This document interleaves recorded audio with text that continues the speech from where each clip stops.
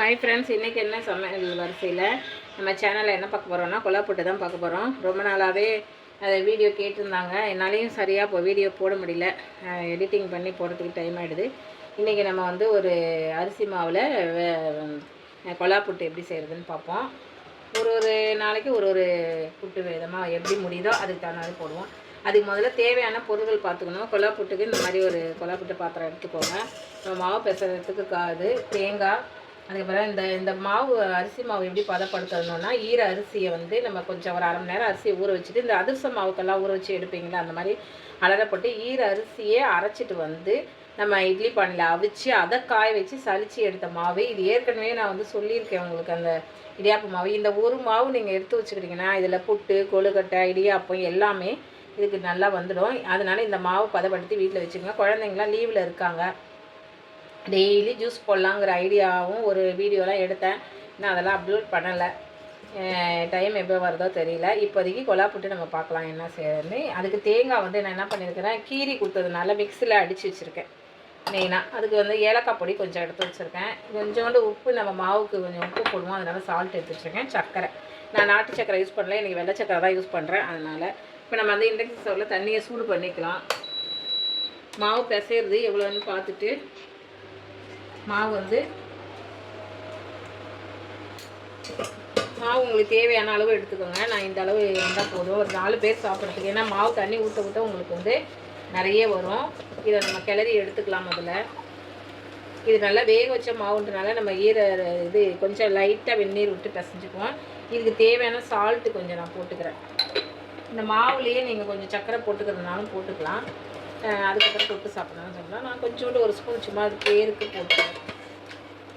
இதை நல்லா விரவிட்டு இப்போ தண்ணி வந்து அதுக்கடியும் புட்டுக்கு வந்து தண்ணி எடுத்துக்கலாம். நம்ம இண்டக்ஷன் ஸ்டவ்லேயே வைக்கிறதுனால இது ஈஸியாகிடும். இந்த அளவு தண்ணி நம்ம கொலா போட்டு வேகிற அளவுக்கு தண்ணி வச்சுக்கலாம். அது சூடாகிட்டே இருக்கட்டும். இட்லி மோடில் தான் நான் வச்சுருக்கேன். இப்போதைக்கு வந்து நம்ம என்ன பண்ணலாம், கொஞ்சம் கொஞ்சமாக, ரொம்ப எடுத்தோடனே தண்ணி நீங்கள் ஊற்றிடக்கூடாது, பார்த்து கொஞ்சம் கொஞ்சமாக கிளறிட்டு வரணும். உங்களுக்கு கை பொறுக்கிற சூடு அளவுக்கு நீங்கள் பண்ணிவிடுங்க. நான் மாவு மட்டும் நீங்கள் பதமாக ரெடி பண்ணி வச்சுக்கிட்டிங்கன்னா நல்லா உங்களுக்கு எல்லாமே பண்ணலாம். இதில் வந்து புளி கொழுக்கட்டை பண்ணலாம். அந்த வெள்ளைப்பாகு, நம்ம வெள்ளை தண்ணி கொதிக்க வச்சு, வெள்ளைப்பாகு எடுக்கக்கூடாது, தண்ணி கொதிக்க வச்சு அதை கிளறி புளி கொழுக்கட்டை தேங்காயெல்லாம் போட்டு, கொஞ்சம் பாசிப்பருப்பு வேணுங்கிறவங்க பாசிப்பருப்பு போடலாம். நீங்கள் இந்த மாதிரி நல்லா கிளறி வைக்கணும். இப்படியே இப்படி கிளறிட்டே இருந்தீங்கன்னா நல்லா இப்படி புடி படணும். புட்டு வந்து எப்பயுமே இப்படி புடி படணும், உதுத்து விட்டாக்கா உதிரணும். அந்த மாதிரி தான் பதம் உங்களுக்கு. இந்த தண்ணி வந்து நம்ம சூடு பண்ணி வச்சுருக்கோம். இதில் கேழ்வரகு மாவில் எல்லா மாவுலையுமே நீங்கள் பண்ணலாம்.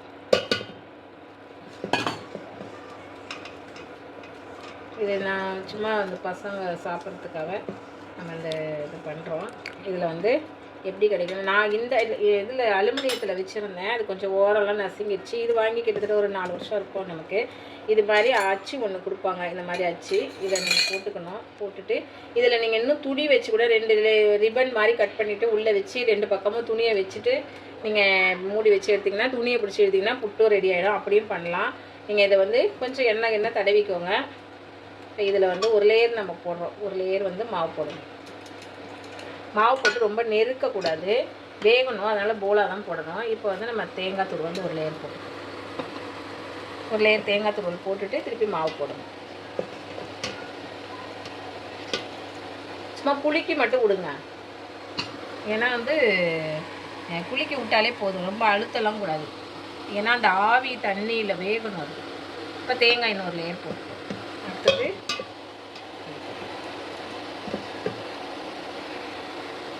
இதோட நிறுத்திக்கலாம். ஏன்னா நம்ம மேலே மூடி வச்சுட்டு இப்படி வச்சுட்டு மூடிட்டோம்னா இதில் ஆவி வரணும். வெந்துருச்சுன்றதுக்கு இந்த 4 ஹோல்லையும் நமக்கு ஆவி வரணும். இந்த தண்ணி சூடாகி அதில் வரும். நல்லா ஆவி வருது, புட்டு ஃபுல்லாக வெந்துருச்சு, நமக்கு நல்ல வாசனையும் வரும். நீங்கள் வந்து இப்படி எடுத்து பார்த்துட்டு, இப்படி எடுத்து தொட்டு பார்த்திங்கன்னா இந்த மாதிரி வெந்துடும். இதுக்கு நம்ம இது கைப்பிடி இருக்குல்ல, அதை எடுத்துக்கோங்க. கைப்பிடி வச்சு தூக்கிக்கோங்க. இந்த புட்டு எடுக்கிறதுக்கு இந்த மாதிரி ஒரு கம்பி இந்த குழாயோடய வந்துடும், புட்டு குழாயோட. நீங்கள் அதை பிடிச்சிட்டு கொஞ்சம் சூடு இருக்கும் பார்த்துக்கோங்க. இதை லைட்டாக தள்ளினீங்கன்னா இப்படி வந்துடும். இவ்வளோ தான் ஃப்ரெண்ட்ஸ். இதுக்கப்புறம் அடுத்தது லேயருக்கு நம்ம எடுத்து போட்டுருவோம். இதை எடுத்து இதில் போட்டுக்கோங்க. இதில் மணி புட்டுலாம் ரொம்ப நல்லாயிருக்கும். சுடு இதுக்கு சர்க்கரை வச்சுக்கோங்க. இப்போ இனிப்பு சாப்பிட்ணுன்னா சர்க்கரை வச்சுக்கோங்க. இவ்வளோ தான் ஃப்ரெண்ட்ஸ். நம்ம அரிசி மாவில் நம்ம கொல்லாப்பட்டை செஞ்சிட்டோம். இதில் சைடிஷ் நீங்கள் எது வேணாலும் வச்சுக்கலாம். தேங்காய் வந்து நான் மிக்சியில் அரைச்சதுனால உங்களுக்கு கலர் டிஃப்ரெண்ட்டாக தெரியுது. துருவி போட்டிங்கன்னா இந்த கலர் கொஞ்சம் வெள்ளையாகவே இருக்கும். இதுக்கு நான் நாட்டு சர்க்கரை எது வேணாலும் வச்சுக்கலாம். புட்டு, வாழைப்பழம், கடலைக்கறி எல்லாம் வச்சு சாப்பிட்லாம் நீங்கள் சைடிஷாக. இவ்வளோ தான் நம்ம கொல்லாப்பட்டை ஈஸியாக வந்துச்சு. அடுத்த லேயர் நம்ம போட்டுக்கலாம். இவ்வளோ தான் ஃப்ரெண்ட்ஸ். Okay, thank you.